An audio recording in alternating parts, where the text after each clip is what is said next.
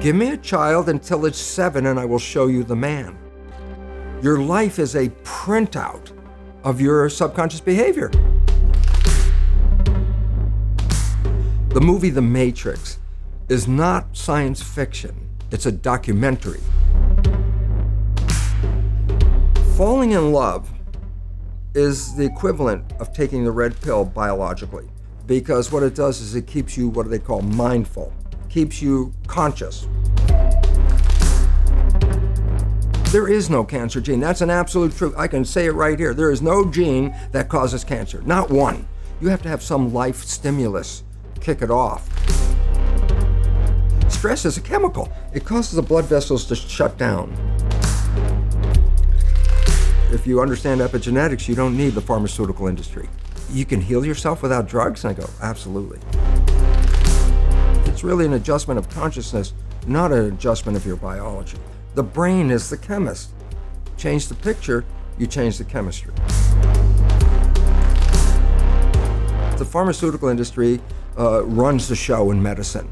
If you could put this kind of healing that I'm talking about into a capsule or tablet, they'd be talking about it right now. A gene is a blueprint. Genes are not a metric of evolution. What is the metric? Consciousness. 7 billion humans come together to create a super organism called humanity. That's our evolutionary paradigm. That's where we're going.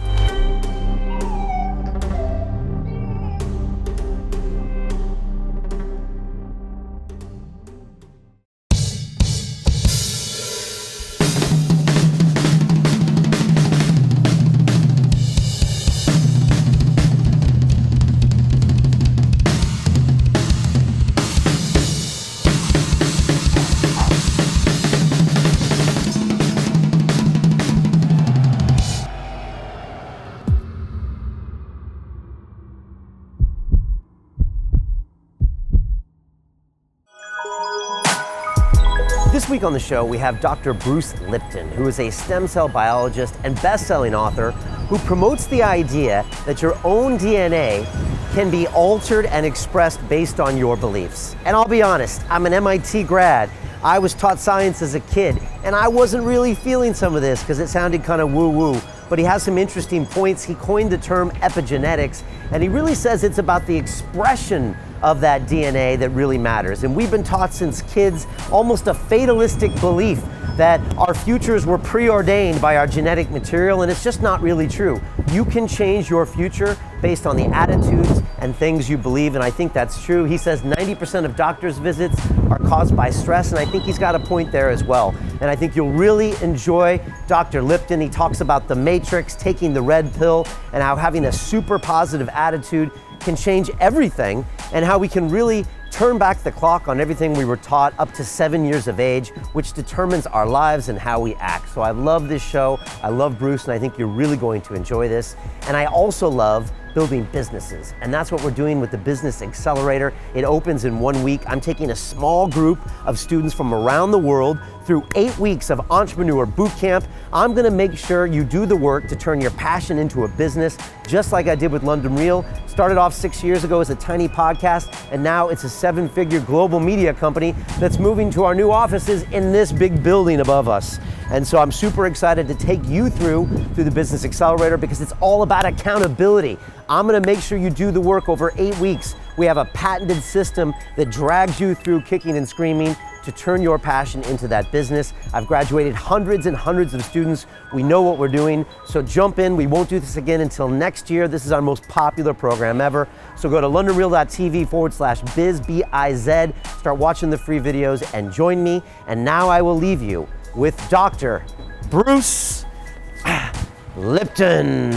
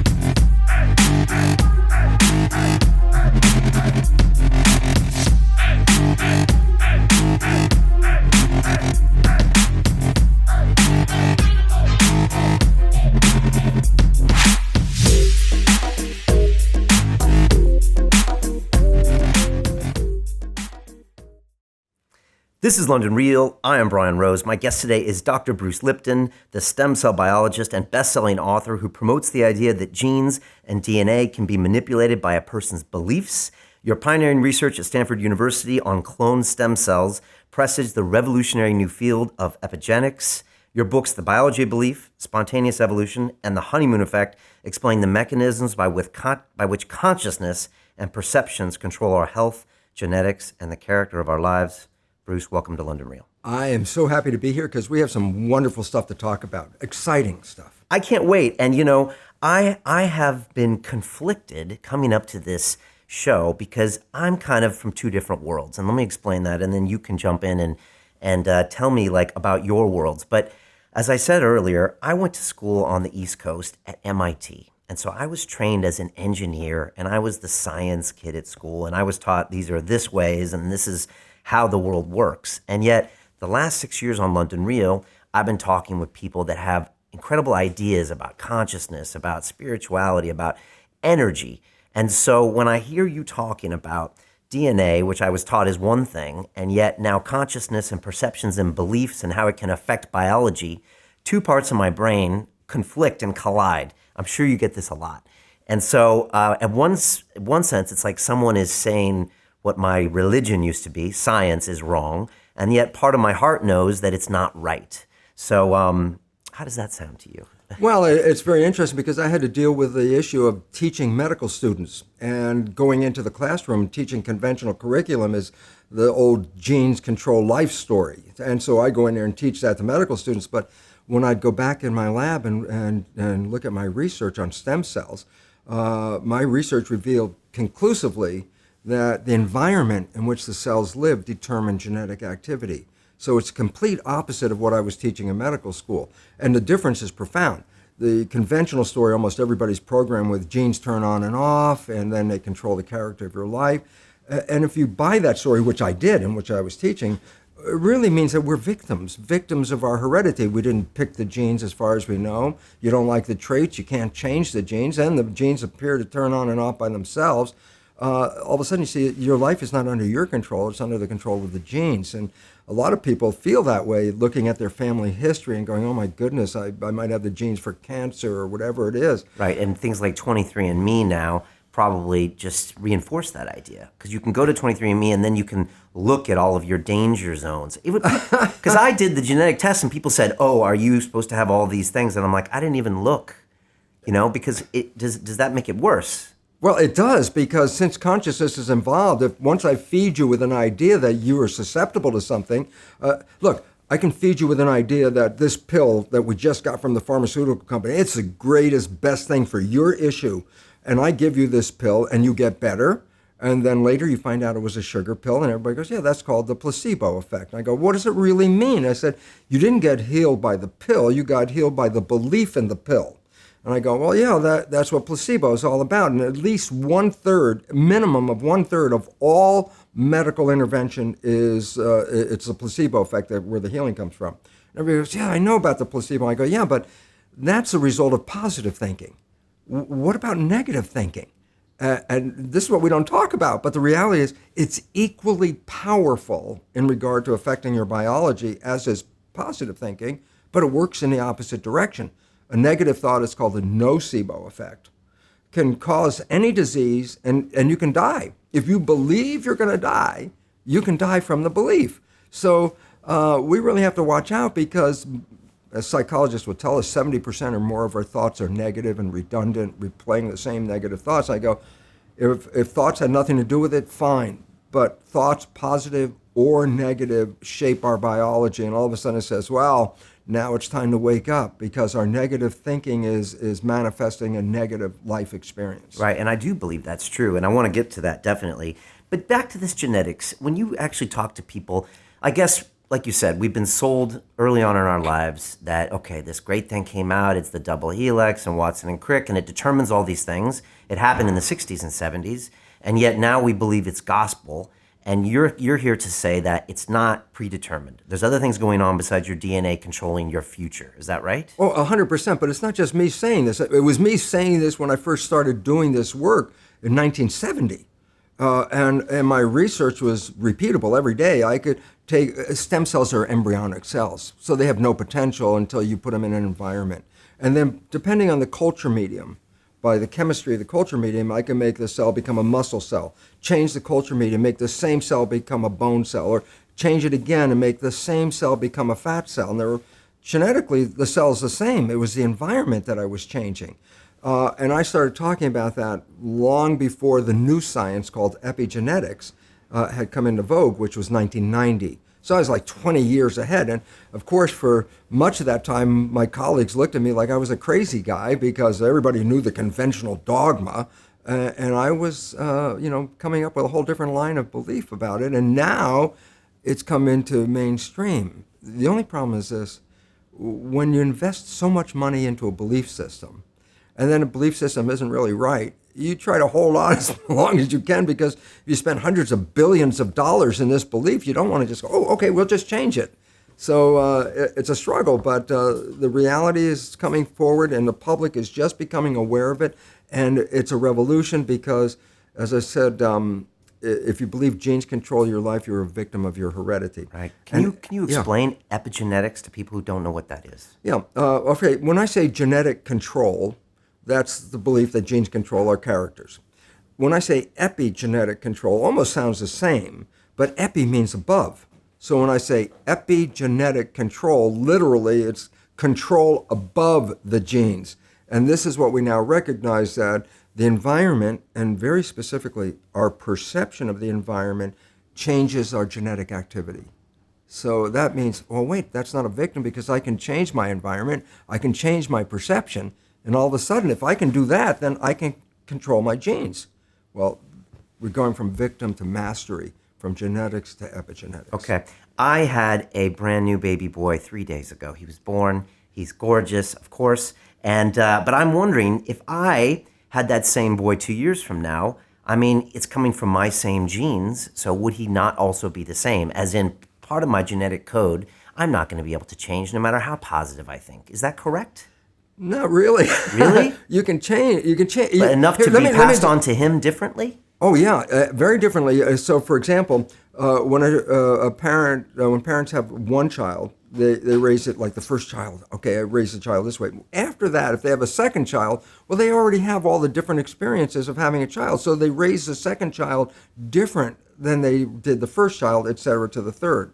What's the point is, well, I can start with the same genetics, like my stem cells, same genetics, but it's the environment in which the genes are found that will determine the character and expression. Okay, so those two boys might express their genetics differently. They could be two different people, but they would still have the same chromosomes and basic DNA structure. Yeah, now what people have to understand about epigenetics is it changes the reading of the gene. It does not change the gene.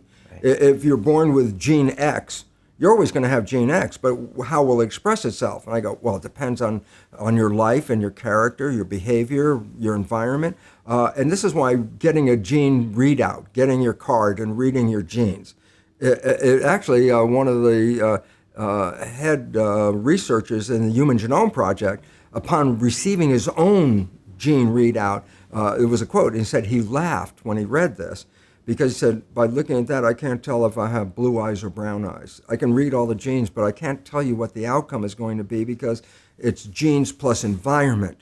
If it was just genes, I would be able to tell you exactly, here's what's going to happen. But most of that is changeable by how you live and where you live. And as a result, there's only about 7 diseases that are caused by one gene, such as hemophilia, cerebral palsy is another one, Tay-Sachs disease is one. So you got about 7 major diseases, only one gene. If you got that gene, and the gene card shows it, okay, you got that gene, you're going to deal with it. All the other diseases are multiple genes. Cancer is a minimum of 12 to 14 genes, so it's not an accident. You can't change one gene and get cancer. You have to change 12 to 14 genes, and all of a sudden, then probability is a chance. It's like, no, we are creating a cancer, and we can uncreate a cancer. People have spontaneous remissions, but they change it not by changing their biology, but by changing their mind. Okay, but if I'm born Caucasian with blue eyes, yes, that I won't be changing with epigenetics. Not easily, not easily. Okay, and so let's separate genes in 2 aspects. There's genes that make a physical body. So that's like the robotic. Here it is. It's a machine, okay? But there are genes on how it's going to behave and how it's going to respond and what kind of issues it's going to face. Those are the changeable ones that we change from day to day, your behavior and the consequences of your behavior. Okay? It's not changing the genes, it's changing the readout. So the simple point is a gene is a blueprint. Right away, this is the biggest problem in the world because the idea of a gene must be an illusion to a lot of people. There's something called a gene and it turns on and off. And it goes, no, let's clear this up. A body is made out of 100,000 different protein building blocks. It's sort of like a giant Lego kit. 100,000 different pieces. You can assemble the pieces this way, make a muscle cell, assemble them this way, make a brain cell. Different pieces, you can plug them together. The pieces are called proteins. They're very complex. The question is, where the heck do the proteins come from? And the answer is, the DNA is a blueprint to make a protein. This is where things get dicey after that for this reason. It's a blueprint. That's exactly what it is. And I say, why is it relevant? I say, well, you go into an architect's office and she's working on a blueprint. You lean over her shoulder and you say, excuse me, is your blueprint on or off? And she would look at you and go, what, are you crazy? It's a blueprint. There's no on or off. Precisely. A gene is a blueprint. It has no ability to turn itself on or off. A gene doesn't know what the hell it does. And the idea is giving all this power to a blueprint has been an error all these years. It's not the blueprint that we're concerned about. It's the contractor who reads the blueprint. And I say, well, what in my biology is the contractor? I go, the mind. Okay. Talk to me about your journey discovering this and your book, The Biology of Belief. As you said earlier, you were teaching these medical students one thing, and yet in your petri dish, you're finding out that other things are happening. How did you get this message out? How was it received? And now, you've taken it many levels further. Yeah. With your own consciousness. It's only been about 30, 40 years since I recognized it, so I had a lot of opportunity to work on this. But the basic idea is simply this. Let's relate my laboratory experience to a human body so that we can connect it.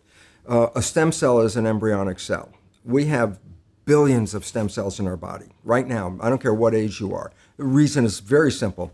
Every one of us, every day, loses hundreds of billions of cells, normal attrition, normal death. I mean, just in the time we were talking, we probably lost 1 billion red cells in that time. And you got to replace 1 billion red cells.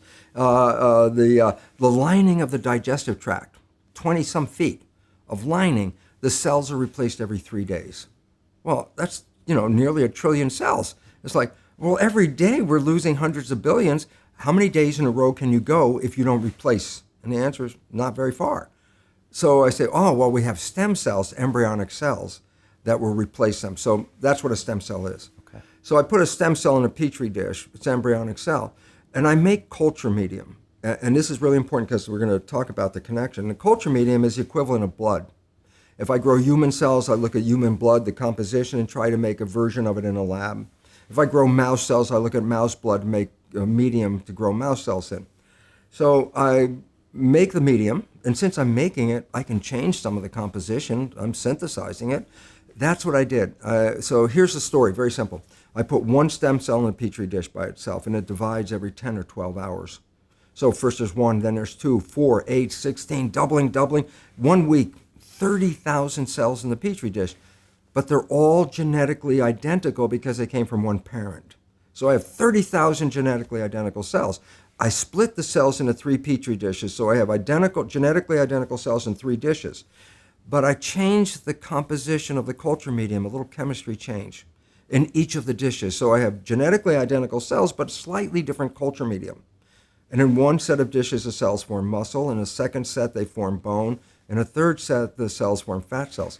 You say, well, what controlled the fate? I say, they were all genetically identical. So it wasn't the genes. They all had the exact same genes. The only thing that was different was the environment. Okay. So it's how those genes were expressed. Right, but it was a reflection of the environment. So the cell is adjusting itself to the environment. Change the environment, it changes its adjustment. Okay. So you have this quantum leap in observation. You're like, whoa, what do your colleagues say in academia? Well, they looked at me as a weird kind of guy, because everybody was into genes. Genes were that was before the Genome Project. That was the building up of our genetic repertoire of everything's genes. And I'm the only guy out there in the corner going, it's not the genes. And they looked at me like the only guy out there in the corner and sort of dismissed it because it didn't fit their conventional story. As a matter of fact, the first time I gave a lecture on it in front of my colleagues, I had left the university, but I come back because I needed a scientific audience to describe what I was working on. At the end of my talk, I said, "Thank you very much." And this room full of people, they just stared at me it was dead silent. I felt like really crazy. I was in front of the room. I said, "Thank you," and they just stared at me. And one guy in the back of the room, I remember he went twice. I mean, it was so clear. And when he did that, everybody looked at him. And then he just put his hands down in his lap. And then about a minute later, they all stood up and they walked out, all my colleagues. And I thought I was crazy. Why does this happen? Why does that kind of thing happen? Because we think science is fact, but science is based on what's in vogue, right? And it's based on trends and all of that stuff, going back to Galileo or any of these things. Every time a scientist has come up with a new idea, that scientist was always claimed as being weird or crazy or, way off track. And then those new ideas come in. Howard Temin. Or sometimes they're just the weirdo. Well, yeah, that's where they're going to have to distinguish. Where does weirdo leave off and interesting person begin? Okay? And the fact was this. My research was repeatable every day. And you can predict it. The point about that is in science, prediction means you understand something. If you can predict it before you do it, then you have some insight. My predictions were always accurate. It just didn't fit the conventional storyline. And there was a choice, recant, you're a heretic, recant and just say, okay, I was wrong. And I said, no. Every time I was looking around, the results were coming in different ways from different places. So I held on to that. And it took about 20 years before science owned what I was talking about and gave it the name epigenetics. That's the new science. Okay, which is the belief that through your behavior, you can kind of alter your genetics, pass those on, express it differently. I'm probably using the wrong words. Well, pretty close right now. People talk about it as a reality, although it's still not totally understood or totally believed. But it can be replicated. It is now. Okay. It is a science. It's a hard science, and it's the leading edge. Now, I'll tell you where the problem comes from. Not so much the scientists, but the pharmaceutical industry. And the reason why this becomes important is because the pharmaceutical industry runs the show in medicine. And if you could put this kind of healing that I'm talking about into a capsule or tablet, they'd be talking about it right now. But this is a consciousness healing, and you can't sell it. And so what's the result? They're not interested in it. And they, through their money, which is massive, actually determine the curriculum in a medical school. And the idea is, well, what's relevant? Well, if you understand epigenetics, you don't need the pharmaceutical industry. And all of a sudden it's like, wow, that's not in the interest of one of the biggest industries on this planet to say you can heal yourself without drugs. And I go, absolutely. For people that don't understand that concept, and I do because people have talked about it on London Real before, but talk to me about how the pharmaceutical companies can control the discussion in the entire medical industry. And would most doctors agree with that, first of all? And second of all, how do they do it? Well, first of all, how do they do it is money. Money is big. Money, if I give grants, you can study what I'm going to give you a grant for. So they direct a lot of research with their billions and billions of dollars. And it was actually interesting, the British Journal of Medicine had a review looking at the same research and determining if the research was funded by government money or the research was funded by private money like pharmaceutical agency. The results came out 4 to 5 times more in the favor of the private industry when they paid for it, as compared to when it was just government money without any special interest behind it. So right away, there's a manipulation of the data. You go, well, you mean these guys are cheating? I go, well, they're selecting the data to fit. Why? Because if I'm getting a grant and I write back, I say, sorry, pharmaceutical, I checked all your stuff and it doesn't work. I'm not going to get another grant from them. So are the doctors lying? Well, they're not lying, but they pick data that supports their point. So they already have a conclusion before they even did the experiment. Okay, even in a double-blind study. Yeah, there's no such thing as a double-blind study. Okay, because people bring their own preconceptions to any study. Absolutely. And maybe even the pharmaceuticals are choosing which things to fund because they know they'll get the results. Absolutely, and one of the things they're trying to get rid of are people who respond to the placebo effect, because the placebo effect throws the data right off the chart. A simple fact is this, and people might be upset, but the drugs like Prozac in laboratory tests are no better than a sugar pill. And that's how many billions of dollars a day on this planet are spent buying Prozac. Yes. Or statin drugs. Statin drugs help less than 3% of the people that take them. And in fact, they cause side effects that are dangerous in about 23%. So you help 3% with a drug, 23% are getting toxic from the drug. And the idea is these are drugs that, how long do you take statins? How long do you plan to live? Yeah. It's like, oh my God, that's they're drug They're dealers. cash cows. They're They are drug drug dealers. dealers. They're good drug dealers. And I would call you out on placebo effect, but this has been well studied. 60 Minutes has done things about that. A third of the cases isn't far off for, it having a benefit on the sugar pill. So Absolutely. We know that's true. And when I talk to people I know in the States, my family members, my relatives, my dad, I'm like, what's going on? And he's always, I'm on this statin, I'm on this cholesterol drug, I'm on this, I'm on this. I'm like, really? Is there something that wrong with you? Like, everyone's medicated there. It's pushed beyond any belief because it's advertised every 10 minutes on television. There's a new drug or a drug, and it's put into their heads like, your life's not working right. This drug, look at the happy people. See, they've taken the drug and how happy they are. And people buy that story, and drugs kill over 300,000 people a year. Pharmaceutical drugs kill about 300,000 people a year. And everybody's, that's just the cost of doing medicine. And yet they have a war on drugs, which kill less than 30,000 people a year.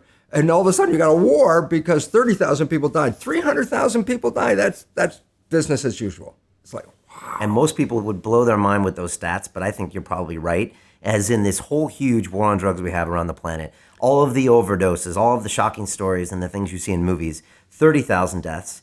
Versus 300,000 due to pharmaceutical drug deaths. Prescribed. Yes. By a doctor. Yes. That ad that you saw on television. Yes. And then you have it. Yeah, that says a lot. Now, how can they actually control the discussions in medical schools? It's one thing if they control the studies. How can they control what people are talking about, what people are teaching? Where does funding come from?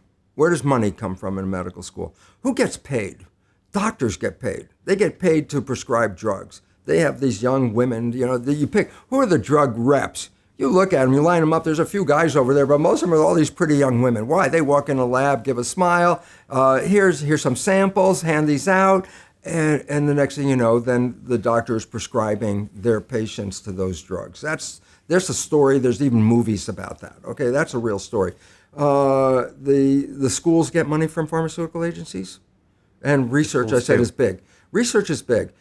People don't understand. When I was teaching at the University of Wisconsin School of Medicine, I gave 6 lectures a year. And the government at that time and the people were like up in arms, just like, you pay these professors this much money, and some of them like Lipton only teach 6 classes in a year? And when the truth came out, is why? When I get a grant, the school gets an extra 56% of whatever the grant was back then. So if I got a $100,000 grant, the school was given $56,000 to have me have the grant. They called it overhead. Mm-hmm. And when they put the numbers together, the researchers were bringing in nearly half of the money to run a university. So all of a sudden they turn around and go, don't kick the cash cow. If it's 6 lectures, he's still bringing money and paying more than his salary and supporting the school. So research is a very big commodity at a university because it offsets their expenses. Okay, so it's a racket. It is a racket. And all these pristine, like these universities, you look up at these hollowed schools and these noble things, behind the scenes, money. It's a lot of dirty money. Absolutely. Look, I was required to get a grant. That's what allowed me to be there. Well, I said, where do you get your money from? Well, you can get it from government, but government money is less and less every year. Private sources, Muscular Dystrophy Association, American Cancer Society, all these societies support, and pharmaceutical straight cash money, cash cow. Okay. How do we break this cycle? How do you fight these huge companies? Basically stop buying the product. And you say, but how can I stop buying the product? And the answer is, well, empower yourself because you're the one that controls all this. Any drug that affects you got to understand this. If I take a drug and it affects me, the reason why it affects me is because I have a natural equivalent of that drug in my own biology. You don't take a drug and it affects you and you have a receptor for that drug, like you were having this protein receptor for a drug you may never take. That would be silly. So if you have a receptor for a drug, then by definition, that receptor was already there because there was a natural drug. So in smoking pot, everyone, oh, no, there's a drug called tetrahydrocannabinol. And guess what? You have receptors for it because you make your own. So the idea is this.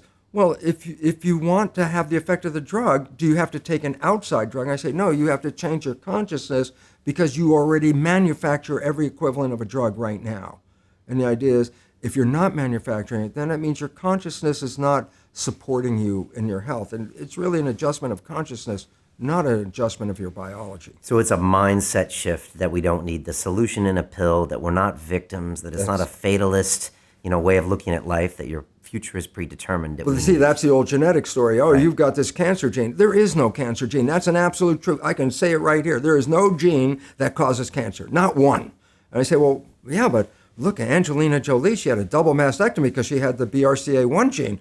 And I go, yeah, 50% of the women with the BRCA1 gene never get the cancer. What's the point? If the gene causes cancer, how can 50% of the women that have the gene not get the cancer? And the answer is the gene alone is not causing the cancer. It's associated with it, but it doesn't cause. You have to have some life stimulus kick it off, and then we'll select that gene. Okay? And what would that stimulus be? Mostly in cancer, anger.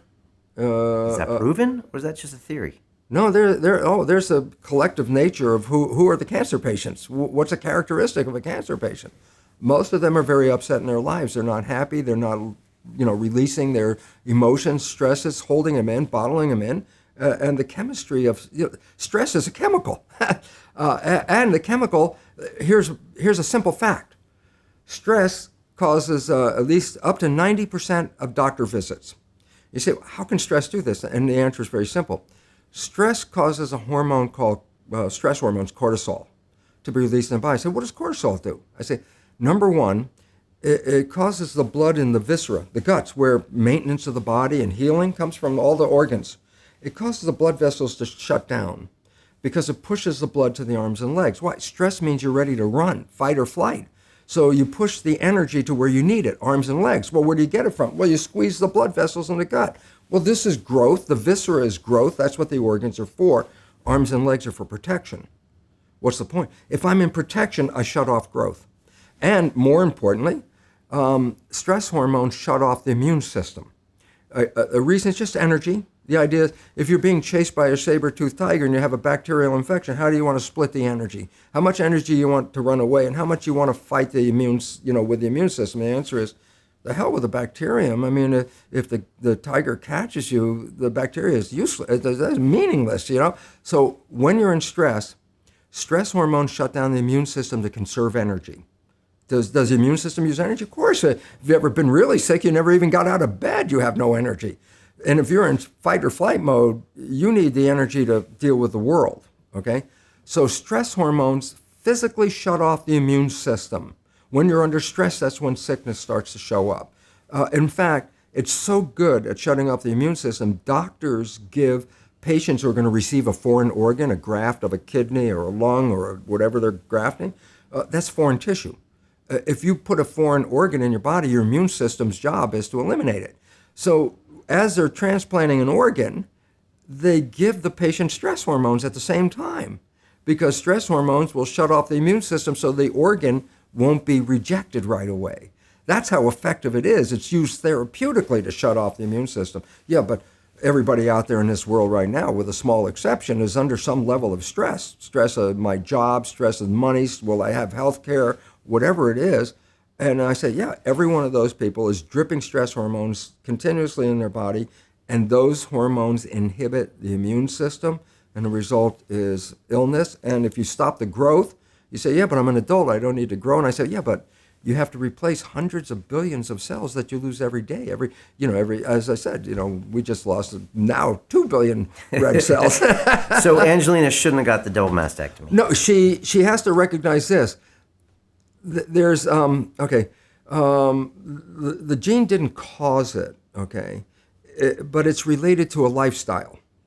And if you change the lifestyle, you don't have to worry about the gene.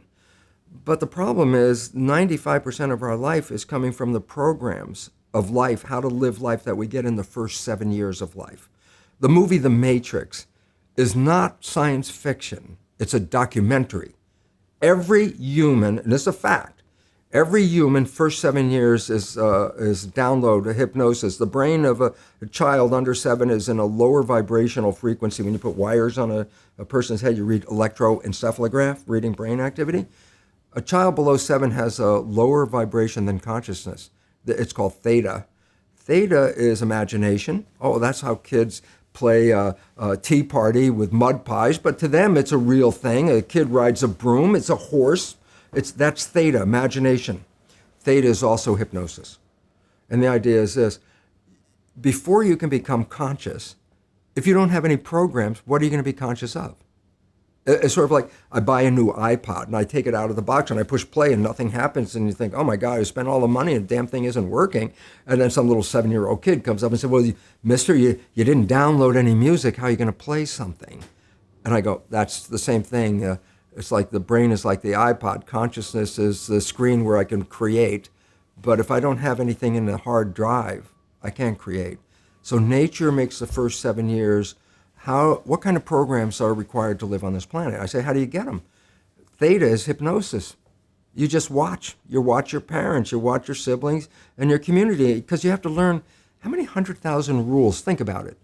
Just to be a functional member of a family and a functional member of a community, there are rules. I teach an infant these rules. I say, oh, you don't have to. First 7 years, they observe it and just download it. And then I say, well, why is it relevant? Because this is the unfortunate fact. 95% of our life, this is a fact, comes from those programs in the subconscious. Every day, only about 5% of their life are you using conscious, which is creative.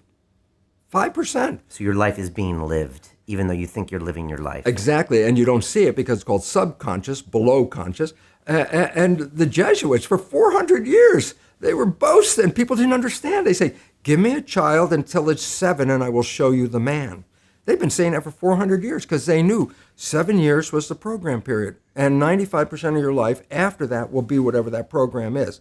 So Angelina Jolie runs in a family where there is cancer. And I say, yeah, they have the gene. I say, that didn't cause it. It was the behavior that was passed on. Behavior is passed on, not like genes. It's passed on through families, right, but it's passed on through learning in families. Okay. In your lecture on the biology of belief, you made this analogy at the end of a camera and then an eye, and how the camera kind of inverts the image and puts it on the film, and yet with our eye, we invert the image, and then we put it through a filter in our brains. Right. And this is what you're talking about. The first 7 years of your life puts a filter on everything. Absolutely. How do you behave? Right. Yeah. There's millions of rules, so you and I can look at two things, and completely have different conclusions. Right, and it's just based on how you grew up, what you see. You know, look, this is not new. I mean, there's the famous book, Rich Dad, Poor Dad. Sure. And basically said you come from a poor family and you could struggle your whole life and try to get rich, but you're not going to make it. And if you come from a rich family, you could be stupid your whole life, Donald Trump, and make it. Not because it was thinking, but it was unconscious behavior that was downloaded from rich families into kids, which is unconscious. So they're making the right moves unconsciously. If they engage their conscious mind, then they look stupid, but it's unconscious. And that's the same thing with poor people. Poor people have beliefs from the family. Oh, you can't make it, life's a struggle, things are hard, who do you think you are? And if that's the program you get, then 95% of the day you will sabotage yourself. And that's why poor people stay poor and rich people stay rich, because of the programming. Yeah, I've had Robert Kiyosaki on the show. It's a great book. Well, there you go. Yeah. Yeah. So we need to raise our children differently. Is that what you're saying? 100%. Conscious parenting. What do we do? Well, we have to recognize, number one, that 95% of our behavior is coming from subconscious. So a child is going to record for 7 years, and they're going to record you. You have a new baby.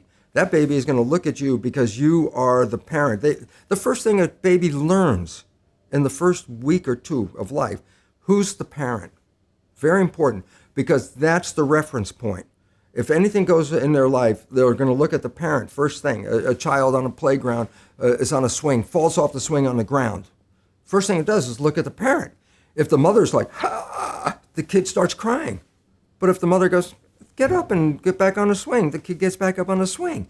It's reflection. So you have to recognize a child is going to observe every move of you. Then you also have to recognize, well, hell, if 95% of it is coming from my invisible programming, I'm going to pass on the family pattern unconsciously, 95% of the day. Family, country, society, pattern. The whole pattern, the pattern of growing up, the programming. Okay. Unless I make a conscious effort. The conscious effort to change your programming, it's very hard to stay conscious. This is why we always go back into the subconscious, because when you're thinking, that's a conscious mind function. So, Brian, what are you doing on Tuesday? If I ask you that, the answer's not out here, it's inside. So the moment you're thinking, you let go of driving the vehicle because you went inside. I go, well, it doesn't mean whatever you're doing, you stop walking or driving the car or doing a job. Those are programs in the subconscious because you've repeated them over and over again. So the subconscious is autopilot. When the conscious is busy, autopilot drives the vehicle. Point is, when conscious is busy, it's not observing what's going on. So let's say we're having this conversation in a car, and I've been driving for 10 minutes, and we've had this great conversation, and all of a sudden I look out the window, I go, I haven't paid attention to the road while we have the conversation. But I go back and say, can I say what the conversation was about? Yeah, we talked about this and this and this. And I say, and what was on the road during that 10 minutes? You go, I don't know, I wasn't paying attention. See, that's when the subconscious, so I say, how was your driving? And I go, it was whatever way you learned how to drive. If you had a bad driving instructor, then you were driving 10 minutes with lousy driving. Okay. So how can I change that then? I need to be more conscious of my subconscious? You have to be conscious of well, you see, here's the problem. 7 years is programming. And I say, well, what program did you get when you were 0 or 1? You go, I have no idea what the hell the program was. I say, 95% of your life is coming from the subconscious. Your life is a printout of your subconscious behavior. Oh, so you don't have to try and think about what happened. I just say, look at your life. The things you like that come into your life come in because you have a program that supports them. But anything you struggle with, work hard at, put a lot of effort into making it happen, why you're working so hard, inevitably you have a program that doesn't support that conclusion, and you're trying to override the program. So you don't need to do a lot of shrink and psychology stuff. You just look at your life and say, where am I struggling? Because wherever you're struggling, inevitably it's a program in your subconscious that does not support that destination you've been looking for. Okay, so it's all, the evidence is all there. You take an honest look at your life and your history, whether it's anything in your life, relationships or business or this or that, and then that'll point to you where there's some kind of incongruence. Right. I mean, go back to Angelina Jolie. Right. She could look at her life and she could say, I could look at the gene and say the gene caused the cancer. I say, no, look at your life, because that behavior was passed from your mother to you, and she got it from your grandmother, and et cetera. And it's a history. It's your parents connected. Who are also actors, starved for attention, angry, you no longer talk to them, blah, blah, blah. Blah, blah. Okay. Yeah. And now, okay, so now we recognize that, then we try to make a conscious change, which is very difficult. Now that's where the problem comes from. All right. Okay. You want to know the problem? Yeah. I guess some of the people might want to hear that answer too. And the thing is this. This is you evolving, right? This is things that you kind of went from A to B to I B have two to different C. lives in this lifetime. Before I put this knowledge into effect, and after I put this knowledge into effect, and I use the word put into effect. Why? I had the knowledge academically. It's like, oh my God, look at the research. What does it mean? I understood it from the level. And with all that knowledge, it didn't change my life. People read self-help books. I go, well, you read the book. You got a lot of knowledge. I say, is your life changed? No, but you got a lot of knowledge. And so here's the difference. The conscious mind is creative and can learn in any number of ways. Read a self-help book, go to a lecture, listen to this program, and conscious mind's going to get some awareness.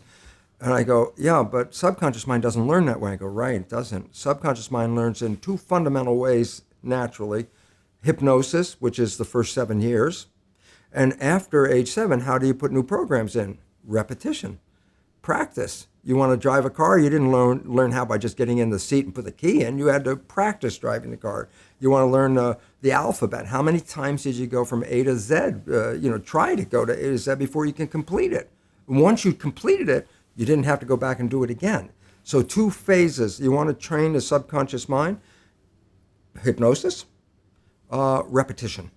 I like the last one because there's a new phrase that's bandied about called fake it till you make it. Meaning, if you're not a happy person, I say, you want to be a happy person? Then repeat all the time, I'm happy, I'm happy. I say, well, you don't look happy or anything. I say, no, who am I talking to? By repetition, I'm talking to subconscious. Okay. If subconscious gets, I am happy, and 95% of your life comes from that subconscious, there will be a point once the subconscious got, I am happy, you don't have to say it again. Okay. It'll be automatic. And that's why we see people do affirmations and gratitude journals and stuff, because if you do that daily... It's repetitive. That's the secret part. Putting a sticky note on the refrigerator is more like a suggestion, but it's not a repetition. So it doesn't work very well. But you have to do, repetition is a habit. It's making habit. So you got to do something religiously in the sense of repeating it to make it work. Okay. Have you done this in your life? Oh, absolutely. What were some of those big changes you made? And when did you have this crossover where you stopped being a doctor who knew the facts and started being like a practicing human being, changing his future? Because when the simple reality says, the fact said I'm creating this life, and I looked at my life at that time and I said, I'm creating this. This is not what I want. And I was thinking, well, how do I create this? And Why didn't you want it? You're a Stanford University professor. I wasn't personally happy. I was professionally successful, but through the lineage of my family, personal relationships were not high on the quality list at all. So I was programmed with behaviors that would sabotage personal relationships. And I had to change that. And I had to change it by consciously repeating and doing a behavior that would say, what do you want? Are you happy? Are you happy? And I had to keep finding out. And it was interesting because I remember I was living in the Caribbean, beautiful place, and I had a great job. I had good money. I lived in a villa on the coast, and I loved all this, but I didn't have a person in my life. And I was so like, I need a person. So I would try to chat up any woman that that looked interesting. Hey, listen, you want to go live in my villa? On the Caribbean? It's like that's a great. The pickup line was the best one ever, and I was so unsuccessful at it. And then one day I met this woman who came in on a yacht, and she was looking for what she might do, and I was saying, hey, I got this beautiful villa. Why don't you just come and you can stay as long as you want here? And she looked at me and she said, you're too needy. I can't be with you. Well, it was like a slap in the face, but it was a wake-up call. It was a wake-up call. And he said, yes, I'm needy. I'm needing this woman. I go, look at your life. You got all this money. You've got this beautiful place. You got this great job, and you can't be happy with that? It was the need part. I had to go back and say to myself, wait a minute. Why don't you start being happy around here? You got everything. Just learn to be happy. And I kept repeating, yeah, this is great. I love this. And at some point, I didn't have to even say it. I was just enjoying my life. And the best part about it was the moment I was really happy alone was when potential partners showed up like crazy. It was like, wow, because I was in a happy, satisfied place. I didn't need a partner. So having a partner was for our benefit, but not for a need. And that's, unfortunately, most people's relationships today are codependent because most of us get lousy programming. And so, if we're like spinning tops, we wobble because of our bad programming. And if you find two wobbles that come together, they can balance out. Okay, that's called codependency. Right. But if you learn how to spin in perfect balance, then you don't need anybody. So having somebody, that's fun, enjoyable for the great experience of life. But not having somebody because I needed somebody, because that puts a lot of demands on both people in a relationship. Okay. Let's talk about those first 7 years and the matrix, because my boy is 3 days old and I've got 6 years and 360 some days left. The program's already started. Yeah, I know. And I know it. I see it because, so this happened the other day. I have another son who's 1 year and about 4 months. And the other day he picked up a mobile phone and started walking around and talking into it. He doesn't know anything. He doesn't know how to talk. And yet he's seen us doing it, and so he does it. Absolutely. So I know he's mimicking all of this behavior. Absolutely. That's the stuff I can see. What other behavior of mine, my dysfunctional items, is he already absorbed? So as a parent, what can I do differently to try to raise him in the best way, the most conscious way, the most intelligent way, where he, he'll be able to, be more conscious? Yeah, well, basically you have to identify where are your programs that are limiting you. And that's just the hard part because it comes out from subconscious. So when you are playing a negative program, I give 20 years I've been giving lectures on this, okay? And 20 years I've been saying the same story because it works. And it works like this. I say, you probably sometime in your growing up period, you had a friend and you were very close to your friend. You knew your friend's behavior very well. And you happen to know your friend's parent. And one day you see your friend has the exact same behavior as their parent. So, this excites you. You gotta tell your friend, you go, hey, Bill, you're just like your dad. And then you back away from Bill. Bill go ballistic and say, how can you compare me to my dad? I'm nothing like my dad. And people laugh because they're familiar with it. And I go, that's the most profound story in the world. Everyone else can see that Bill behaves like his dad. The only one who doesn't see it is Bill. The reason is he's playing it from his subconscious when he's thinking, and he's the one that doesn't even see the behavior. So I go, every one of us is Bill. There's nobody that's not Bill. So what we need is a reflection to say, when are you playing that negative behavior? Because when you're playing it, you don't see it. So in a good relationship, communication between the partners is very critical. And the communication, because if you don't have a good communication and I say, hey, Brian, that's the stupidest behavior I've ever seen. All of a sudden, right away, we're in a fight. You're going to defend yourself, cortisol. Anger, arguments, separation, I'm not talking to you, and all this stuff like that, because it's taken as a personal attack. But if we know that we have negative programs, and every one of us does, so that's an important part. If we know that, and we have a partner who's close, and they bring it up in a nice conversational way, I can do something about it. But if they bring it up in like, what kind of behavior is that, Brian? Then the first thing you're going to do is like, I don't want to talk about it, or we're in a fight. So how do you know your unconscious behavior? And the answer is other people see it, you won't see it. So if you're in a relationship, it's having a dialogue with your partner when you play one of those programs and you're unaware of it and your partner's watching this in front of you. And they say, well, did you really mean to say this? Did you really mean to do this way? And if you stop and think, you go, no. Okay, so I need to be open-minded to people around me, to take their feedback, right. Not get emotional about it, right. Process it, and then look at myself and say, okay, if 3 out of 4 people are saying it, I maybe need to work on my own program. Right, and that's when you have to do the programming. I say this is the problem because the conscious mind being creative learns in any number of ways. The subconscious mind being habitual, not creative, habit, only learns in 2 fundamental ways. I said the hypnosis, which every night when you go to bed, just when you're just falling off into sleep, consciousness is disconnecting. The next period of your brain operation while your consciousness is disconnected is theta, which is the same brain function as in the first 7 years. So if you put a pair of earphones on at night with a program of what you would like to be true in your life, as soon as your conscious mind disconnects, that program is playing. It's not playing into your conscious mind. That's shut off. It's now going straight into the subconscious mind. So it's called auto-hypnosis. You don't need to go see a hypnotherapist. You just have to pick out what program would you like to have that you don't have. And they sell these programs at all kinds of places. Okay, so to raise my son, I have to become better and be conscious of my own bad programming. 100%. But in the meantime, he's growing up. Yes. So is there anything else I can do? No, it's just always give very positive things. Parents act as coaches. It's like, hey, come on, you can do better than that. You don't deserve this. Who do you think you are? And they're like a coach. If you're talking to an older team player, they're working from conscious mind. So when the coach says, you don't deserve this, like being in the team, the player goes, oh, I'm not performing up to, my ability and I should work harder. And that's where the coach, gives them a little needle, right? Mm-hmm. But a child isn't functioning in consciousness until after 7. Before 7 is direct record. Whatever you just said, I just recorded it. So if the parent gets mad at the child and says, you don't deserve that, like throwing a tantrum for a toy in a store and you want to leave and you say, you don't deserve this, go. The child is not consciously understanding what you mean. The child's just recorded, I do not deserve.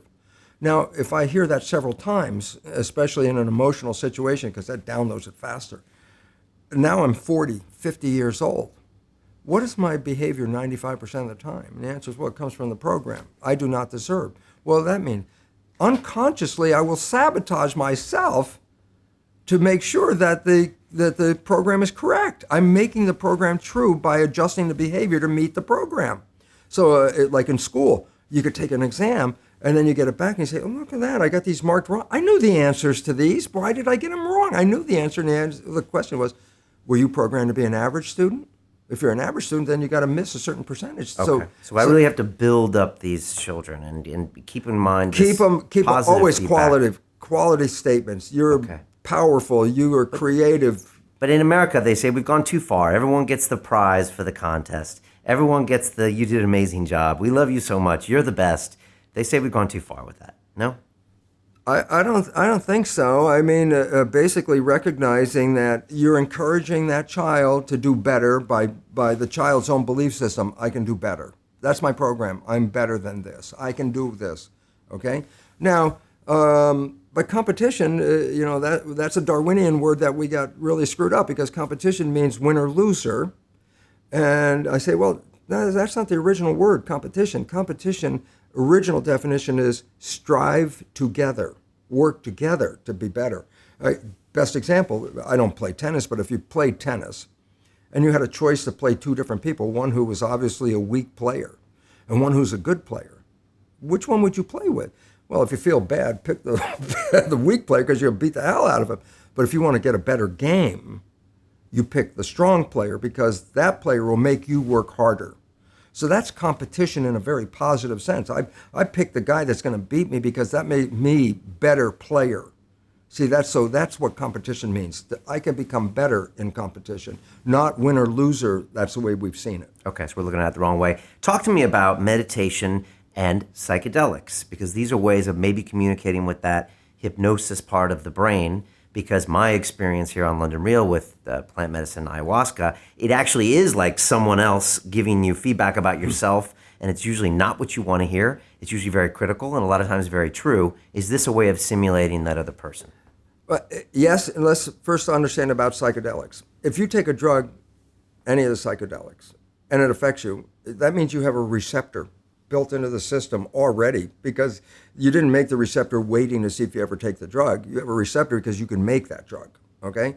So first of all, it's just a natural experience, but you're enhancing it because you're not normally working on that level. Okay. But I put those receptors, I activate them with the drug, and now I'm there. And you say this to people so they know, because a lot of people have adverse reactions to the word drug. Yes. It's foreign, it's illegal, it's bad for me. And you preface this by saying, look, the only reason it works is because the receptor's there, which means it's there for a reason. We produce maybe lower quantities of this naturally. And but you could, but that's a control thing. Okay. You can enhance it. Okay. So it's very important to recognize this is a manipulation of your nervous system. You could do this on your own, but then some people like master meditators or yogis. I can't remember which yogi it was who it was probably with Ram Dass, and they gave the yogi acid, and the yogi took the acid, and it's like, so why? Well, he's normally working on that level, so it wasn't a big change in his life. It was just he was already creating from a disconnect of conscious and subconscious, so his conscious mind was more in power. Right. Okay. So and a lot of people in their lifetime have had that one moment that probably equates to that psychedelic experience where they had a vision, they had a thought, they had a life-changing experience, and this is probably when they have created that. Absolutely, and that's a third way of changing your subconscious, but you can't control it. Okay. It's just like all of a sudden you get a diagnosis of terminal cancer. It's like boom, and this gives you a moment of like, oh my God, there's two resolutions to that. I got terminal cancer, and it makes a big difference on the outcome. One resolution is, oh, my cells were stupid, the genes screwed up, I got cancer. The doctor's going to take the cells out, then I won't have cancer. The other response is, geez, my life isn't really working that great. You know, there's so much trouble and stress and hardship. The idea about it is, out of those two, the one who thought the cells were stupid will get the cancer again. The one who said, wait, my life needs changing, has the most likely opportunity to never get the cancer again, because they'll see that my behavior has contributed to this cancer. That's what the result is. I mean, that's where the cancer comes from, not having a gene, the behavior. And what do the cancer people say when you tell them that? I'm sure they don't like to hear it. Well, it's real interesting because it depends. If you're talking about the professional people, they don't want to hear it because their money is being made because you have cancer. If nobody had cancer, what the hell is their job? You know, there was a bill in the United States Senate to give discounts on health insurance to people who exercise and have good diets, who caused the bill to collapse was the American Cancer Society, the American Heart Society, the American Diabetes Society. These are major organizations. They pushed that bill to collapse it. Why? Well, if people get healthy, then what the hell is their job at some point? And it wasn't put down by, strange people. It was put down by these groups that represent us in the health industry. And I use the word industry, capitalize and underline. It's an industry. It makes money. And if it doesn't make money, they're not supporting it. That's the bottom line right there. Even cancer charities are part of the industry. That's the one who canceled this bill that would have given a discount under the guise saying, well, not all people have access to good food or exercise, therefore it would not be fair to offer that. And it was like, it wouldn't be fair to offer because those people would get healthy without medical support. But these things, I used to think, what could be more noble than a cancer charity? People's most reactions are, oh, let me give you the money. Oh, you're doing such a wonderful thing. But when you look deeper, it's not true, right? No, I'm over 70, and here's the point. How many times have I seen the Cancer Society come up? We're close to a cure. We just need some more money, push it over the line, and we can get this cure. I've heard that half a dozen times. And what does it mean? Everybody all of a sudden ponies up, here's some more money, they make all this money, then they disappear for a few years, and they come back, we need more money, we're close to a cure. It's like they haven't done a damn thing.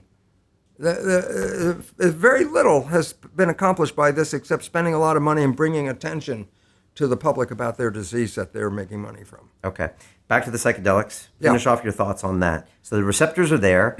Now talk about these. Well, the receptors control the behavior of the cell. So psychedelics alter the behavior from our conventional way and expand our consciousness and amplify things, which is good and bad, depending. If you're in a bad place, don't take a drug because you're going to amplify that. So, being in a good place. Maybe that's a good thing for you. Well, it might change your behavior. It's called a bad trip, and if you learn from it, that's really cool. But most people, it's just a bad trip, and they actually go the other way from a bad trip. I'll never do that again. I had a guest on one time who was an expert in psilocybin mushrooms, and he said, Brian, there are no bad trips. You are just learning at a rate that you are not accustomed to. Yeah, and facing things that you may not want to see. And that's the bigger issue. That's like when you're in a relationship and your partner gives you a feedback, the first tendency is to resist and protect yourself. You called me a what? Yeah. Hands up, stop, that's it. I'm not listening, I'm shutting off, I'm in protection. But the reality is, maybe you needed to hear this. Like the woman on the yacht, that was probably could be qualified as a bad trip. You were learning at a rate you weren't accustomed to. Ouch, that really hurt you saying that I'm needy. Absolutely. And yet you got all of this growth on the back. Oh, 100%. That was the most, I can remember walking away from that and going back to my place and looking at it going, how can you not be happy? Look where the hell you are. And it was learning happiness. I had to learn it. Okay. And finishing up on the psychedelics. So you were saying good, bad trips, magnifying your reality. What are your other thoughts on that?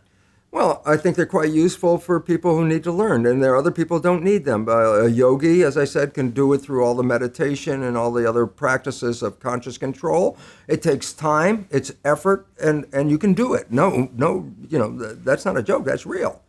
Or take that acid hit, take that psilocybin mushroom, and boom, you're being pushed into learning right now, okay? And it's really, really wonderful if you understand. If you don't understand, it's like, and you should be a little older because as you're older, the meaning of what's happening has more influence on you. When you're younger, it's just, wow, that was really trippy. It's like you didn't learn anything in that one. So it really is a useful element to affect your life if you use it in that useful element way, okay? Because it could be a party drug. Right. You can kind of hack into your conscious mind. Yeah. A lot like listening to things when you're asleep. It's a way of getting into that subconscious mind through another means. Absolutely. Okay. Talk to me about your book, The Honeymoon Effect. Yeah. What that was all about, if you can explain it. Okay. The Honeymoon Effect is this. This is the whole story of the Matrix. Matrix, you've been programmed. Oh, we can take a red pill and get out of the program. Okay. Falling in love is the equivalent of taking the red pill biologically, because scientists have studied what is called mind wandering. I said, what is mind wandering? I said, well, your conscious mind could be focused on a task, or your conscious mind could go off into think about things, okay? and the relevance about that is when the conscious mind is staying in the front, you're in absolute control. Wishes, desires, what you want, conscious mind, creative, you're in control. But the moment your conscious mind takes off into a thought or starts thinking or whatever going on, it lets go of the wheel, the autopilot takes over, okay? So the idea is this: if your mind is wandering, then you're being run by the subconscious. And it turns out this is very negative. When your mind is straightforward in consciousness, you're controlling the vehicle. So I say, falling in love has been demonstrated biologically to be equivalent to the red pill, because what it does is it keeps you, what do they call, mindful, keeps you conscious. Look, you've been looking for this partner your whole life. They're now in front of your face. This is not the time to go thinking about things. It's time to be, oh, look what I got right here in front of me. And I say, well, think about it this way. Your life could suck every day, every day, every day, every day. And then you meet this person, and 24 hours later, it's heaven on earth. 24 hours later, oh my God, I'm so in love, you know. Even the job's not so bad anymore, and the food tastes great, and the music is so much better, and love, and love, and love. I go, what the heck happened? You had all of this negative, and then in 24 hours, you have this heaven on earth. And the answer was, it was taking the red pill. That's what falling in love is. At that moment, you stop playing the program. Now you're operating from conscious mind, which is creative, which by definition is wishes and desires. Brian, what the heck do you want from your life? If you answer that question, it's a creative answer, and by definition, it's conscious. So your wishes and desires are in your conscious mind. In a normal person's life, 5% of the day, you're moving toward that. 95% you're playing the program. You fall in love, 100, it was actually 90%, I think is the number, 90% from conscious mind. 90% of the day you are now operating from creative wishes and desires. I go, look, I said your life sucked all the way up, and then 24 hours of operating on wishes and desires and not playing the program turned earth into heaven for you at that moment. And then you go, well, how come the honeymoon doesn't last? And I go, because inevitably you still have to think about things, your job, your chores, your requirements, what you have to do. And at some point, once you start thinking, then the conscious mind is shut off. And guess what shows up? All those behaviors in the subconscious mind that were negative, 70%. And your partner, remember, your partner and you fall in love same time, both of you operating from conscious mind with wishes and desires. And all of a sudden, you start thinking, and then this behavior shows up that was your mother, your father, or whatever thing you learned. And your partner is like, where the hell did that come from? Who are you? Is a response. It's like, where did that come from? We've been in this honeymoon. I've never seen that behavior. If you would have played that behavior on the first date, maybe we wouldn't have a second date. But now it shows up. And I say, why did it show up? Because I stopped being mindful. Okay. So how do you teach people to keep the honeymoon alive? Is to change the subconscious program. and it's simple for reasoning is simple. Conscious mind, wishes and desires. Subconscious mind, program. Well, what if you took the wishes and desires and made those programs? Then guess what? You don't even have to think about it. You will automatically, 95% of the day, be playing behaviors to manifest those wishes and desires. Okay. So reprogramming the subconscious with wishes and desires means you don't even have to think about it. You will be successful because 95% of the day, your program automatically will be seeking your wishes and desires. And the evidence that this works is look at anybody who just fell in love. Their whole paradigm shifts. And their health changes. People say, oh, look how they glow. They must be in health. And the answer is, why? Let's go back to the Petri dish for a second to make sense out of what the heck was going on in the Petri dish. I said the culture medium was the equivalent of blood. And I said, when you look in the mirror and you see yourself as one single individual, that is an illusion. You're made out of 50 trillion cells. The cells are the living entity. Brian, Bruce, that's the name for a community of 50 trillion cells. That's not a single entity at all, okay? So I say... Some of that's my gut biome that has nothing to do with my genetics. There's just people that are hanging out there. It'll alter your genetics. The microorganisms in your gut will alter your genetics. And so that's really important to not be doing a lot of antibiotics because you cannot live without that microbiome. Okay. So then we're back to this understanding of what? The human body is not a single thing. It's 50 trillion cells. So I go, we are skin-covered Petri dishes. Inside, 50 trillion cells. And culture medium, blood, the original culture medium. I say, yeah, but the chemical composition of the culture medium altered the fate of the cells. I go, yeah. And I say, then who's controlling the composition of my blood? Because that's culture medium for 50 trillion cells. I go, the brain is the chemist. And you go, yeah, but what chemical should the brain put into the blood? It's making the culture medium. I go, oh, it's based on the picture in the mind. I go, if you hold a picture of love, I can tell you what chemicals you'll release. Dopamine, pleasure. Yeah, being in love is pleasure. I can feel it. Why? Chemicals coming out of the brain. Oxytocin, bonding. The one that gives me that pleasure I want to bond with. So oxytocin comes in and now I'm directed to bond with that person. Vasopressin is another chemical released in love, makes you more attractive so you keep your partner around. And growth hormone, which is what it says, growth. So when you fall in love, the cocktail of chemicals coming out of your brain are things that enhance your vitality, your life, make you healthier, happier, and joy. I go, the same person, if they open their eyes and see something that scares them, none of those love chemicals are going to come out of the brain. At that moment, stress hormones and inflammatory agents are going to be released by the brain. All of a sudden, I say, well, then you change the chemical composition of the culture medium. I go, yeah. Result? The composition of the culture medium controlled the fate of the cells. The composition of your blood controls the fate of your cells. The composition of your blood based on the picture in your mind. Change the picture, you change the chemistry. Talking about this concept of individual human beings when we're actually, 7 billion cells in this world, and talk to me how this kind of equates to humanity as a whole and the way you see that. Yeah, well, in a new understanding, if we stop looking at genes as the source of evolution, that's a Darwinian view. And we have to stop looking at genes for a simple reason. They said if you look at the tree of life from primitive organisms, you go up the tree and you get to the humans that's supposedly at the top. What is the metric or what is the thing that you are measuring from the lowest one to the top one? Well, at first it was genes.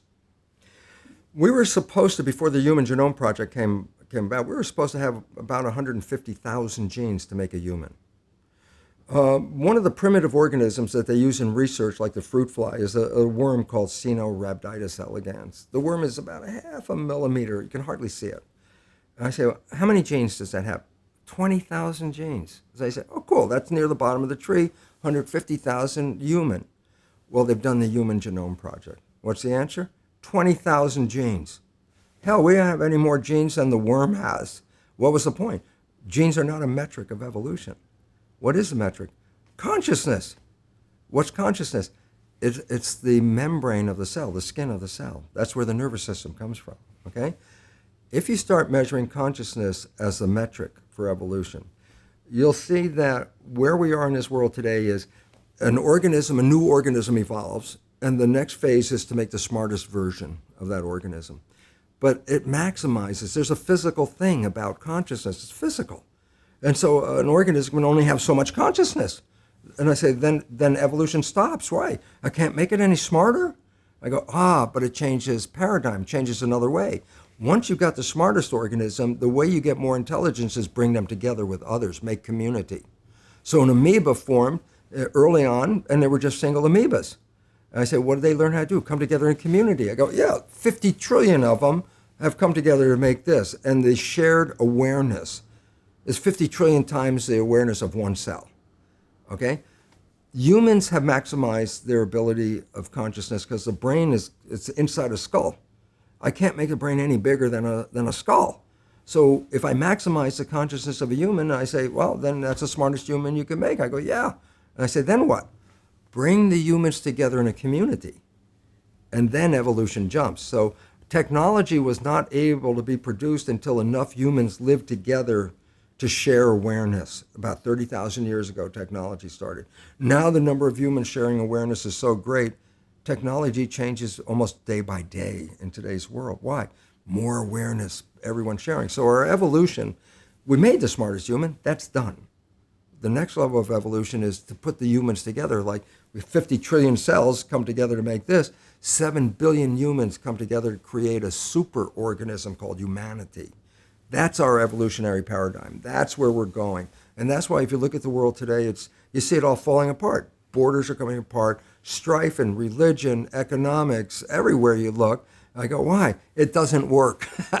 And how's it going to work? Well, the internet was the evolution of the planet's nervous system for humans. I can get 7 billion people on the internet right now. That means I can connect all of them. I go, yeah. Therefore, we can act as one organism, connected, and create harmony in the world. That's our destination. But we're not doing that very well. No, we have to first break down the old structure. See, so when I look at the world coming apart right now, which it is coming apart, and there's two parts of me. One of them is going, holy crap, look what's going on. And the other part is me, this has to happen. Why? The world that we're living on is not sustainable. We can't keep this up. We're destroying the planet. We, humans, are creating what is called the sixth mass extinction of life. 5 times on this planet, life was thriving. And some event happened, and then it ended it. 70 to 90% of all life disappeared. The last one was the dinosaurs, when an asteroid apparently hit the Earth and upheaval in the environment, and the organisms couldn't survive, and they died out. This is the sixth mass extinction. And what scientists recognize, it's human behavior that is destroying the web of life. It says, if you don't change this, evolution is going to eliminate us. You say, oh, in 1,000 or 2,000 years? I go, no, probably within a century. Look, here it is. If you were alive in 1970, they did a survey of how many animals were on this planet. They recently redid the survey. 2/3 of that population have disappeared since 1970. We only have 1/3 of the animals on this planet that were here in 1970. And fish, it's already recognized by 2048, there will be no fish in the ocean. 2048? 2048, no That's fish. Soon. Yes. 30 years. Yes. And the idea is we're next. And we're next. And yet you said part of you is terrified and part of you is excited. The exciting part is I know that the situation, the way we're living on our planet today, it's not sustainable. I mean, the numbers they come up with, we need 1.5 planet Earths to provide for the population today. We don't have 1.5. We only got 1, and we're destroying that one as it is. It's inevitable. You can't survive. We are not surviving because of the way we're living. So what are you going to do? Erase. Bring it down. Build something new. You can't build on the foundation that we have, because the foundation of our belief system is what's causing the problem. So it has to fall down. Well, it doesn't make it any easier for me to know it has to fall down and yet watch it, But it's like, I don't watch it and go, oh, it's falling. So this is like a bad trip. And we're learning at a rate we're not accustomed to, but we're learning. Right. And if we learn, we survive. And if we don't learn, extinction is already inevitable. So this is a choice for us. You cannot continue the way we have been living because we are not sustainable. Let me ask you about your president, Mr. Trump. And a lot of people complain about Mr. Trump, but is he not a manifestation of our own programming, because he was elected by those people? Right. And he was us. He was elected because people didn't want the status quo. The status quo didn't work. Hillary Clinton was clearly status quo. People just go, it doesn't work now. Take a shot, okay? But the fact is, as much as I personally dislike every character of that person, he's also doing the best job that he didn't know that he's doing, and that's the great destroyer. He's destroying the structure. He's causing a conflict in the United States. It's like the Civil War going on, okay? And the relevance about that is, yeah, if we have to bring it down, then he's the man for the job. He can destroy anything. And he's destroying this. And I look at it 2 ways. One, I hate to watch what's going on, but I also know that if we don't build a better system, then the limitation of our existence on this planet is facing us right now. What things do you like him destroying? I want to straighten something out, because the government always gets blamed. The government's bad. It's like, the government's not bad. The paperwork called government paper, beautiful. It's the people we elect that suck. They're the corrupt ones. That's where the money goes. That's where corporations have replaced people, because according to a rule which was never actually valid, they say corporations are equal to people in the law. It's like, well, they might be, equal to people, but they have no morality. And we can't call them on it. You can't say that's a bad thing you're doing. If they're making money, they don't care if it's bad or good. And so the reality is, we have given an entity that has no morality the most power in the government. And Their ends are for personal greed. And that 1% that is grabbing and gobbling up all the money, leaving 99% of the people to struggle, is completely the opposite of our evolution. And these have to come down. So we want to get corporations back out of the system and put people back in charge of the system. And Trump is doing that. Well, he's just messing up the system so much it doesn't work, and causing so much conflict that it's sort of like, bring it down so we can build it back up again. And you're okay if there's some friendly fire in there. We got to break a few eggs to make an omelet. Listen, I was there when the Vietnam War was going, and we couldn't get out of that damn thing no matter how much we tried. The parents were supporting the government, America, love it or leave it. The kids were saying, I don't want to go die in Vietnam. And this was struggle. And then Kent State, and they shot some students. Protesting. 24 hours later, man, that war was on its way out. Because the parents finally then got, what do you mean you're killing our own kids in this country? And the war ended. Now, Charlottesville, which we just been through, could have been one of those, but we've had a number of those things, like the school shootings, Columbine, Sandy Hook. Everybody gets excited right after, and then within a week or two, it's new news. What's new? That one's out. We need the equivalent of a Kent State to wake people up and say, that's enough. I've had enough. Charlottesville started out to be this way. I don't know if it will continue or not, but that was what we need. We need something to say, break it, stop here. And we haven't fully reached that point yet. Okay. So you're hoping that Trump will throw a monkey wrench in everything and lay to waste many different institutions, Absolutely. Many different corporates. He threw out the Environmental Protection Agency. My God, I thought that's the one thing that was helping us. But then let's look at it at another level. They're also paid off by corporations. So there have been polluting corporations that the EPA's been not looking at them. Why? They all got paid off. The the Food and Drug Administration is supposed to be a watchdog. Yeah, but the people that are on that committee are also paid by the pharmaceutical industry. So they're, in collusion with the pharmaceutical industry. So they're not representing me anymore. And EPA had great ideas, but it doesn't fully represent me because it's still the money and who's getting paid. So, okay, bring it all down, because if we put the EPA back together again, maybe next time, we'll keep the money out of this program, and then we'll build a better one. So, yeah, I'm horrified the EPA is getting slammed, and on the other side is that, well, okay, a rebuilding of that will make a better version. Okay. Talk to me about Bruce and his life. What are some of your daily practices? How do you start your day? What are things that you do in your life now to make you so handsome and happy? To make you conscious? What have you learned over the years that you put into practice? I think that love of everything is the big thing. Wake up and be in love. Be in love with life. The idea of living on this planet. I have a chance, like not a lot of people don't have it. I travel around the world. I've seen so many different countries. I've seen this planet in so many beautiful ways. And I've come to another understanding in my life, which is my understanding from a biological point of view. And that is, I perceive this planet as heaven. That we were born into heaven. We don't die and go to heaven. We come into heaven. In other words, I recognize something I never knew as a biologist until I started to understand the nature of how the brain, the membrane of the cell worked. I didn't believe in spirituality. I was, genes, proteins, cells, that's all machines and stuff like that. I since have seen the mechanism where our identity is not even in here. Our identity is a broadcast. I have receptors. You have receptors for an identity. No two people have the same set. They're called self-receptors of all. That's a hell of a name. Self-receptors, receivers of self. Well, it is. It's a broadcast. My identity is picked up on the surface of my cells. I have these antennas, like a combination lock.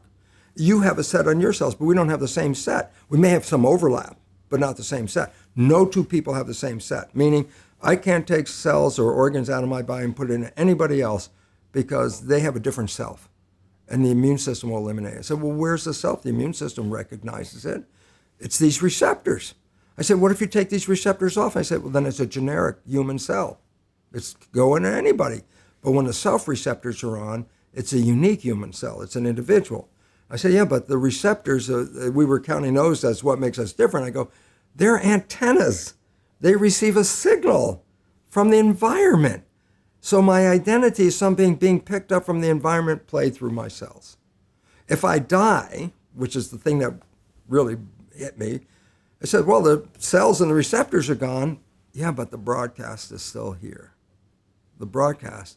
So if another embryo shows up in the future with the same combination, then I'd be back on the air again, but in a different body. Okay. And that's a new observation for you. For me, it blew my mind because I didn't believe in spirituality. Right. So your soul will live on. You will live on. Yeah, and what we do is an exchange. And as a scientist, when at that moment that I said, "Oh my God, I'm an identity I'm a broadcast," and I said to myself, "Why have a spirit and a body then? Why not just be the spirit?" And my cells, being quite humorous, I think, responded by saying, "Bruce, if you're just a spirit, what does chocolate taste like?" And then it hit me. I said, "Oh my God, all of our senses are mechanisms. Eyes, ears, nose, taste, touch. They convert our world into sensation. But the nervous system doesn't see pictures or smell things. It just gets the vibrations. And remember I said you could put wires on your head and read your brain activity? Well, there's a new device, not electroencephalograph, magnetoencephalograph. The difference is the probe is out here, and I could read your brain activity out here, which all of a sudden says, oh my God, we are converting our experiences into nervous system vibration. The communication is all vibration, electromagnetic vibration. And we broadcast that. And I said, well, where's it going? I said, well, going back to source. A spirit cannot taste chocolate. It doesn't have taste buds. It can't see a sunset. It doesn't have eyes. But if I get into this virtual reality suit and have all these experiences, my nervous system translates them into a vibration, and they go back to source. So it's essential being in this body. Yeah, but that's the pleasure and the creative aspect. That's why I look at it as heaven. In a body, I am creative. I can build, I can move, I can do things, I can sense things.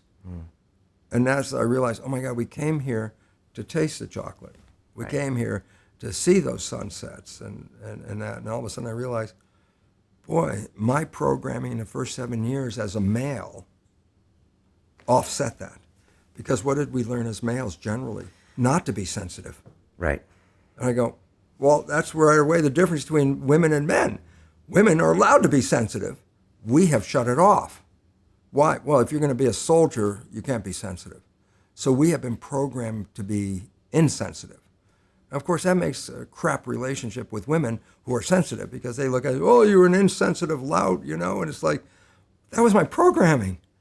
I thought, wow, what a waste of a life to cut off those sensory experiences. And so one of the things I learned after, the cells taught me was go out and taste it and touch it and smell it and feel it. And if it's good, do it again. If you don't like it, don't do it again. This is an opportunity to experience the planet. And most of us shut off our experiences of programming. So you've deprogrammed that, and now you're out there feeling and enjoying it and having options. If I don't like it, well, damn it, I'm not doing it again either. So I have choices. What is your mission for the next 5-10 years? I mean, look, you spend, like you told me earlier, 4 or 5 months a year in New Zealand. You got houses always overlooking the water. You're in demand to speak around the world. What still gets you excited that you still need to go do? I love to provide knowledge. Knowledge is power. We have been deprived of knowledge. We are operating as powerless individuals in a world. When we are so powerful, it's unimaginable. I mean, you can walk across hot coals if you want to. I even have videos of people in the South in the U.S. work themselves up into religious ecstasy, speak tongues and all that, and they do something called testify, which to me is like craziness, but they do things that no normal human would do, and they do it because they say God protects them. One of them is they drink strychnine poison in toxic doses. As long as they hold that belief, no harmful effects. You can drink strychnine poison if you have the right belief system. You can walk across those hot coals, but don't, in the middle of the walk, question whether you can do it or not. Because the moment you question is the moment you will get burned. And so I say, look, we're really very powerful, and yet we have been programmed to be not powerful. And that's how other people control us. And I love my life because I go out and say, no, you are so powerful. You just didn't have the knowledge. Knowledge is power. A lack of knowledge is a lack of power. And we've been deprived of knowledge of who we really are. So when I go out there and I see people recover their lives from devastating diseases or whatever is going on, once they've taken the power of their mind and put it back. What keeps you awake at night? These success secrets are only available on the London Real Academy. Become a member and get access to live shows, exclusive courses, my webinars, bonus content, meetups, live events, an amazing community, and much, much more. Now back to the rest of the show. I had a guest in here a few weeks ago named Douglas Rushkoff, and he was saying that every app on your phone is someone else's business model, and he said things like Facebook aren't actually meant to give us more friends. They're actually meant to keep us in this constant state of kind of stress. This happens, push notification, this news event around the world, and it constantly keep us in this weird state of fear, and yet get our attention because that's what kind of makes the money. Yeah. Do you see like technology kind of taking us the wrong way sometimes as introducing these fears into our life? Technology is good. How you use technology determines whether it's good or bad. Subconscious mind, for example, that's the evil part of your biology. And I go, no, subconscious mind is a record playback device. That's all it is. So don't blame the subconscious mind. The programming might be bad, but the mind itself is an amazing device. I mean, look, when did you learn how to walk? Before you were 2. Did you have to learn again? No. All those years you've been walking from a program you learned back then. And I go, yeah, great subconscious mind. Technology, if it's used right, it's great. And if it's used wrong, it could kill you. And so we really have to be more discerning. That's dependent on us. We have to have more responsibility is the conclusion of everything we've talked about. We are responsible for the things that happen in our lives because we have been essentially programmed that things happen to you. And you're, I have no responsibility. It's like, no, you have responsibility for everything. That's the hardest part of owning this future. And when I used to lecture on this, I remember in the beginning, so many people were so upset they'd see me after the lecture and say, Bruce, listen, I can't own responsibility for my life. You know, when I review my life, the disease, the dysfunction, I can't own that. I go, I had to change it because this woman was crying. And she said, I need a different conclusion than I am responsible for all this. I thought about it for a minute and I thought, you're personally responsible for everything in your life once you become aware that you are personally responsible for everything in your life. In other words, if you had no awareness of this and your life went off the tracks, and now I say, yeah, but you were responsible. Yeah, but you had no knowledge of it, lack of knowledge. You had no power. I can't blame you for that. You can't blame you for that. You didn't have knowledge. But once you have knowledge, now it's your job to run it in a more responsible way. So whatever is history to this new knowledge is history. Keep it as lessons. But once you get this new knowledge, you can move from here into the future and have a completely different life. And finally, for people that don't understand Santa Cruz, where you're from, yeah, and also in New Zealand, where you choose to reside some parts of the year. Same to me, both of them. How would you describe those places, the mentality, the culture, and why you find those places home? I find them home because they allow a big, wide variety of thinking, and everybody's okay with any thinking you can have. There's no we can't have that thinking here. So you could be free to be yourself. The community supports each other and allowing other people to support themselves in any way they want. So it's very peaceful, very peaceful. You can be weirdo. That's what we call it. Like those bumper stickers, keep Santa Cruz weird. And it's weird, but then it's acceptable. And when it's acceptable, then you could be a weird person and be lost in the crowd. And it's very supportive of people. And that's really important to you because you actually now, you don't frequent locations like the East Coast where the thinking isn't like that. As a matter of fact, you find that you just stay away from that energy entirely now. Well, they don't ask me to come and I don't go. It's as simple as that. But the reality is, no, I know across the country, there's different kinds of thinking, and there are places I would never want to go in this country, in that country, U.S. I mean, it's just, those people I have no connection with in the world. I mean, we're on such different wavelengths that I can't communicate with them. I mean, to me, the South is like, wow, that's strange people down there. Then they look at me in California, of course, and we're strange in California. So, but I'd rather be strange in California. Understood. Bruce, I always ask everyone here a few questions at the end. I'm going to ask you, if you could pick up the phone and make a call to the 20-year-old Bruce. Yeah. Give that young man a bit of advice. I guess you'd probably be in California at the time. What would you tell him? Maybe you'd be in New York still. Oh, I was still in New York at that point, okay? Yeah, I would say, listen, it's not as scary as you think. It's not as bad as you think. As a matter of fact, if you change your thinking, all of that can disappear. And that you're a powerful person, and you should express your life, and express what you want and your desires. And as long as you're not hurting somebody, you should be free to do whatever you need to do and move through that life. And really the biggest part of life is community, because that's our evolution anyway, is learn how to be part of a community and work in harmony. That's the destination for all of us. As opposed to not be that kind of lone wolf soldier that we were programmed to be as young men. This is, unfortunately, a Darwinian belief system.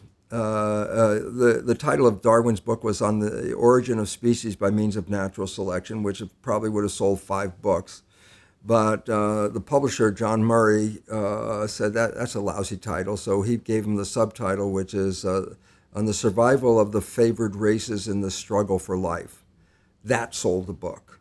And really what it is, the Darwinian world is not based on the collective, it's based on the individual. Survival of the fittest in the struggle.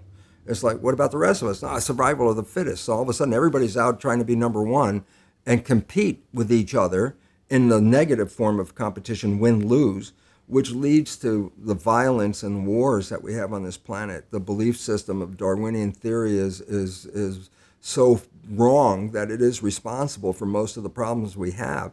Now, of course, here I am in United Kingdom, and I'd have to say this very sheepishly, is that here. Lamarck, Jean-Baptiste Lamarck, who wrote the theory of evolution 50 years before Darwin as the first scientist to ever write a theory of evolution, is more accurate in his world an understanding of how to behave on this planet than Darwin.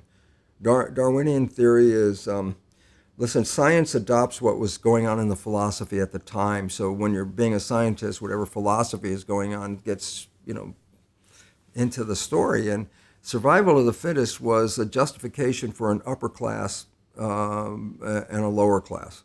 The upper class were the fittest, that's where evolution comes from. And the lower class was a feeder layer, and nothing comes from there. And so it justified this two populations at the same time because that was the philosophy of the upper class. Now, the truth is, Darwin didn't really write that theory first. It was Alfred Russel Wallace, and he's the commoner. And he came up with the theory. And between Darwin and Charles Lyell, who was head of the Royal Society, they created something called the delicate arrangement. And they put Darwin's name ahead of Alfred Russel Wallace because Darwin was upper class, Wallace was common class, and it wasn't a theory that could come from common class, it had to come from upper class. So they put Darwin's name, and they had the same story. You know the half full, half empty glass story? Well, look at it this way. Same story. Alfred Russel Wallace, commoner, looked at it and said evolution is driven by the elimination of the weakest. Darwin took the story and said evolution is driven by the survival of the fittest, the strongest, okay? I go, well, they both say the same thing in one way, but it's a different world. If I had two planets, Darwin planet and Wallace planet, which one would I live in? I would live in the Wallace planet. Why? It's easier not to be the weakest than it is in a Darwin planet where you have to learn to be the strongest. And the strongest leads to all the violence, competition, ripping off, and all that. Why? It's built into the theory. It justified it. Yeah, we can have a couple of million Africans die of starvation, although we're throwing food out.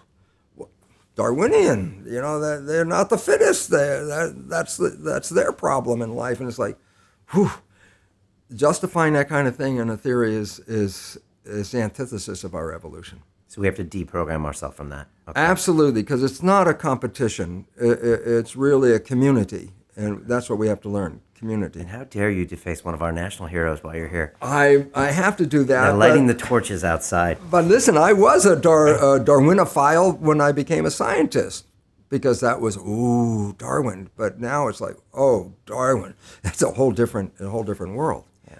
We're not going to survive with Darwinian theory. That's basically the cause of the problem. Second part of that question, as far as the advice, what's the best advice you've ever received? Could it come from someone in the medical profession? Maybe not. Could it have come from someone you met or something you read? Okay, best advice I ever received were from the cells I grew in tissue culture.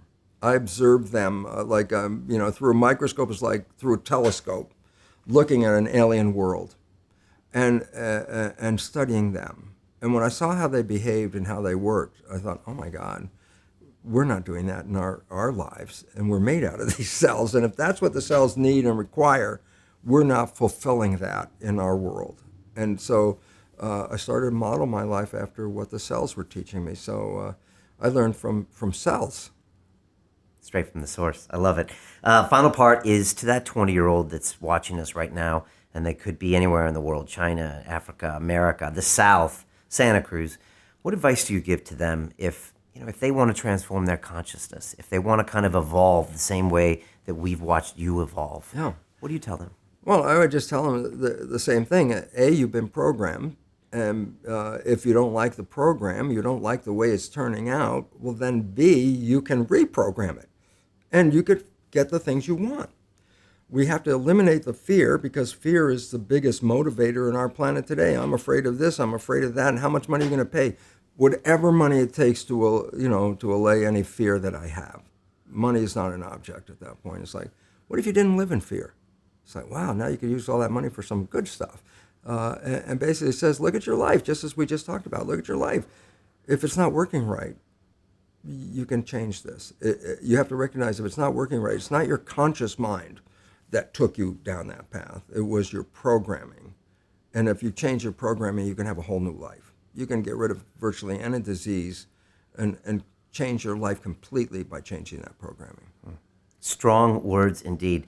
Dr. Bruce Lipton, thank you so much for coming to talk to us today. I was in different minds because you're messing with my brain with a lot of the things you say, because my classic training makes me question what you're saying, because by definition it's part of my programming. And yet my more evolved part of my mind realizes that something's flawed in my programming. I think deep down, all of us unconsciously know that our programming is flawed. We unconsciously kind of know something's not right, and yet we don't focus on it. We focus on all these other things. And so it's great to have you here to really get what's inside your head. The whole science and epigenetics is obviously just the tip of your iceberg, because the rest of it is all about consciousness and the way you look at the world. So thank you so much for coming on here and dropping science on us. I really appreciate this opportunity just to put a little light in. If we just get a little light in each individual, just to say, listen, if it's not right, you are powerful enough to do something to change it and make it right. Your inaction is the problem. People, oh, that's just the way it is, I put up with it. I go, as long as you put up with it, then you have to put up with it. Yeah. Well, my biggest takeaways are stop living in fear, because it's provoking all these wrong things in you, and it's wrong chemistry, and it's unfounded anyways. And the other is that if something's not working out, it's the programming. That's what it is. So you're doing it to yourself. Figure out why, and then I guess watch everything fall in place. So, yeah. As we say on London Real, it's about the journey. I wish you well on yours. Thank you so much for coming, and Godspeed. Thank you so much. All right, thank you, sir. Thank you.